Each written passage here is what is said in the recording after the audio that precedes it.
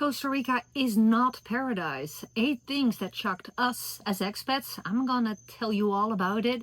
Hi, my name is Muriel. I am an expat and I live here 7.5 years, together with my husband and 2 growing up children. Meanwhile, we gathered 4 dogs and 2 cats. So I think I kind of have a say in this, although it's up to you to take my word for it. Always go visit yourself to see how you feel like these things. I'm gonna name all these 8 things so you can prepare, and yeah, I hope that I can help you somehow in your move to Costa Rica, or if you're dreaming about retiring in Costa Rica, that you take these 8 things with you in your mind and just be creative with it in a positive way. If you haven't subscribed, this is an open invite. In the bottom of the screen you see a little icon, tap it, hit the bell to get notified every time I upload a new video. It's always Costa Rica expat related, based on the things that I've experienced. I'm not the all-knower. I do hope you benefit. For those who think, how is she making her living in Costa Rica? I am self-employed. I work for myself online. I coach people worldwide and show them how to can build brick and mortar businesses with more online exposure, and how to make a living online through the internet with just a couple of hours per day of work. That's what I do. More information about that in the comments and also in the description down below. Okay, let's get to it. First thing that we were shocked about, call me naive, but the financial situation in Costa Rica. The financial situation in Costa Rica is that it's super expensive. The reality is that you have to pay to import a car if you don't have a residency. So if you're not officially legally here and you are on a tourist visa whatsoever. The healthcare is super expensive if you want to have good healthcare. That means in the private clinics. That's where I go, but I have a super good expat insurance. Unfortunately, it's only for Dutch people, so it doesn't really help to share it with you. If you're Dutch and you want to know which one it is, just place a comment and let me know. But yeah, it's just more expensive than all surrounding countries. It's super expensive combined to Thailand and Indonesia and Bali, and you just really have to want to be here and have your finances in place. And unfortunately, not everyone has that, especially if you're retiring. Some people have a retirement budget of $1,000 to $1,500 per month, and they don't make it. They don't make it living in touristic areas. The rents are super high. Property prices are going through the roofs. Like literally, Costa Rica is for expats, but also for locals, kind of getting too expensive for most of them. But you don't have to be one of them. That's one of the things that I always say. Be sure to make enough, or make more than you do now, so you can live here happily. So deal with the finances and then you're good. However, there's also a second thing that I was shocked about as an expat. Just look at me right now. It's the weather. It's super humid. Like I'm sweating like out of my pants. I'm doing nothing. I'm only sitting and talking. This is high humidity. Not everyone can stand it. All your clothes get like totally sweaty and makeup will fall from your face. That's why I usually don't wear makeup. And when it's not humid, it can be super hot, especially in certain areas. Yeah, the weather is a big factor of shocking effect that makes it not paradise. Because once you were here during a vacation, you probably have chosen a good season and you had good circumstances. But if you're here all year round, you will see how roads collapse, landslides, it destroys property. The sitting of the toilet gets black mold on it, right? Because of the weather. So can you stand the weather as new coming expat? Well, I'm just gonna make a video about it. I'm gonna leave it up to you, but I want you to pay attention to this bit of reality check of Costa Rica living as an expat. So be sure that you are prepared. Best is to figure it out for yourself with a tryout vacation. Stay in different places and just feel how you feel. The next point is wildlife dangers. I usually don't really talk about it because I don't feel really threatened. Some people call me brave. Yeah, there are stories. I was coaching a student. She moved during my coaching with her family to Costa Rica, but she left within the year because the area where she was living, there were a lot of very poisonous snakes and spiders and other animals and had a toddler, and the toddler was playing around and twice was just this close to being stung or bitten by a very poisonous wildlife, by a snake, by a spider. I do know that she was not easily to be scared person, but she was realistic. I have a toddler and I don't want to be 24 hours like watching him for what can happen. It's just the fact it's part of Costa Rica, and if you're not prepared or you don't want it, Costa Rica is not the right country for you. Let's talk about the next one, that is healthcare access. So Costa Rica is really promoting free healthcare for residents, for locals, and that's a fact. However, the reality check is that the free healthcare is not the healthcare that most people want or take. Like I, for example, will not go to the local clinic here in town. Why?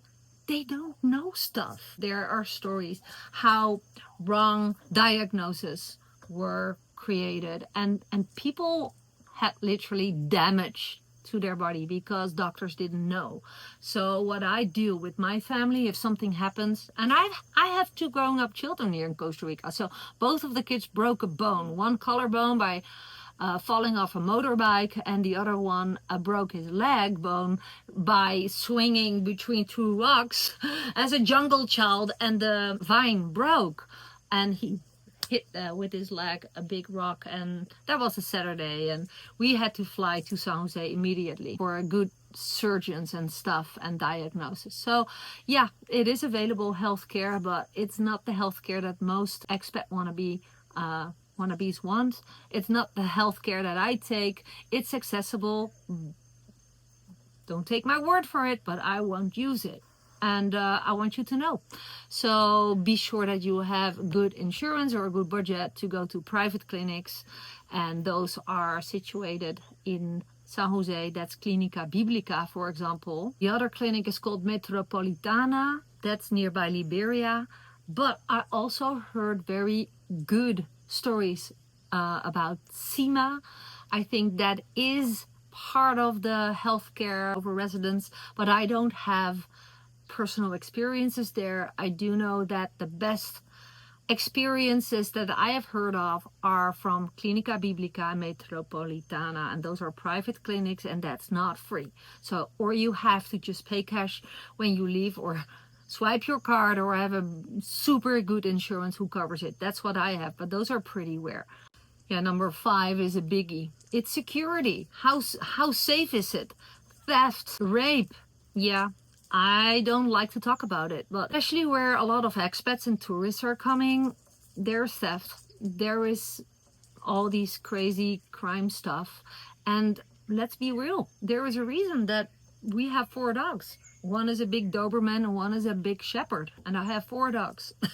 And I don't live in a compound. And I'm not saying that you should be scared. I'm not here to just show you to be scared, because that's not the frequency that I live on. But I think a reality check is important, that don't be naive. So for example, as a newcomer, if you have the opportunity to rent a house that's standing on its own at the beachside without a landlord around, or no neighbors, not some kind of safety net of other people or community, you're vulnerable. And I'm not saying, because it depends from area to area whether you can keep your door open or not. I just was hanging out in the morning with one of my friends, and she lives in a beach area where everyone leaves their doors open and there's absolutely no theft and people are looking out for one another. But there's also other beach areas that I've heard of that they just literally just take everything out when you are swimming in the ocean and you come home and everything is gone. I also know stories that women traveling by themselves or living by themselves are surprised in the middle of the night by groups of men. Yes, I've heard it. This also happens everywhere around the world, but you want to hear it from me because you're looking into Costa Rica living information, right? Maybe you want to retire in Costa Rica. Theft and crime is a thing, and it's growing. It's growing rapidly, like elsewhere in the world, but it is here. I want you to know and do your deep dive where you're gonna live and how you're gonna arrange it. For example, my property is for sale. More information about it in the pop-up and in the description down below. So you just scroll to the description for info. And I always advise people, you know, have dogs or just live here with 3, 4 families, and then you're together and there's a fence around it, and then you can take care of each other. And then that's the kind of safety net that I mean. Make like your own community. It's perfect. I just want to give you some thoughts. Bureaucracy is worse than you can imagine. Well, maybe in some countries in Africa it's worse, but if you want to get paperwork done, like opening a bank account, take a minimum of 1 day. The moment that it's your turn, they probably just tell you, oh, we cannot do it today because you miss a paper, new rule, or sorry, I have to go to lunch, I will be back, and you were waiting for hours and hours. I have been there, and the art is to be relaxed, to have a book to listen to, some music, bring a book, whatever, do something useful. I literally follow up with my subscribers or answer emails, work with my students. I'm an online coach. I can maintain doing productive stuff while waiting, but be prepared that there's a long wait for getting residency, right? Paperwork is just going super slow, so you never should be in a hurry, and lower your expectations, then you're good. Okay, also what could be a bummer as newcomer living in Costa Rica is the infrastructure. You may be used to looking at the map and think, oh, I go from A to B, well, that takes me more or less in like an hour. In Costa Rica, the distance doesn't say a thing about how much it will cost you to get somewhere. There could literally be a landslide, or the road has been split up. I just saw it that at the Caribbean, a very major road has collapsed. Of course, again, it can happen everywhere, but that's one of the things that happens a lot in Costa Rica. I am from the Netherlands. They are like the champions of building roads. Good quality here. I've seen roads being built. Took a lot of time to build it, a lot of hustle, because it really created a lot of traffic jams, and then it's finished. You find out that the quality of the concrete is so bad, it's just super thin, and within 2 years the whole road is collapsed and it's sandy again. And that means you're living in the dust, you're driving through the dust. If you drive on an ATV or a motorbike and you're driving behind a car or a truck, you're dust showered. That's the influence of the bad infrastructure. Also be aware that if you're buying property, that slides can come, can ruin the place, things can collapse. Just be aware and take it as a fact, and then just deal with it, or don't come and live here. Find another country to retire in. That's just a suggestion. I am here to just inform you about what I have learned, and it's up to you what you do with it. But I have another one. Hold on. It's also number 8, so the end of the list. Social isolation. Social isolation, you may think, why? I am moving with my partner, my spouse, my family. Yeah, but some people end up by themselves or just want to move by themselves. You know, it's not that you can order an Uber drive with food. They don't come in specific places. It's the, being by yourself in the jungle paradise could be your worst nightmare, that you hate the jungle because there is not a normal road leading to your house. You cannot just have stuff delivered because your house is hard to find. And yeah, it happens a lot also, and I shared it in a previous video. You may come here and have a lot of friends, but as an expat country, also a lot of people leave again. So you may end up without friends because your best friends moved out, and that can cause social isolation. It's the truth. And if you don't want to live in I think San Jose is one of the most ugliest cities in the world. With all respect for the locals, it's not pretty. I've been in cities like Vienna and Amsterdam. I'm from the Netherlands, and Barcelona, and pretty cities. But San Jose is not pretty. That's where you are surrounded with a lot of people. But if you want to live in places like this, don't be shocked if you end up being in a social isolation, wanting you to just leave and move somewhere else or go back. And those are basically my experiences. Some are other people's stories, but I feel obligated to share everything I've learned myself, because I do know that a lot of people want to retire in Costa Rica or want to be a Costa Rica expat, and me as Costa Rica expat for 7.5+ years already, think that I kind of seen a lot and kind of been through a lot and kind of used to a lot, or I chose to take it for granted. Just consider to look somewhere else. Anyway, for those again who want to move, who are like, I'm cool with everything, Get your finances in place. If you want me to guide you, go click on that link in the comments. Leave your name and email, and I will follow up with email. Okay, so you have a connection with me, you can ask me questions. Take a look at the amazing system that delivers literally residual income for those taking the steps. It's doable. It doesn't have to be hard if you want to be faceless. It's possible. Just go to that link. It's possible, and I will share how and more information. And with that being said, thanks for your watch time. If you have any questions, if you have stuff to add, let's talk soon in another video, or maybe one day in Costa Rica. Bye for now.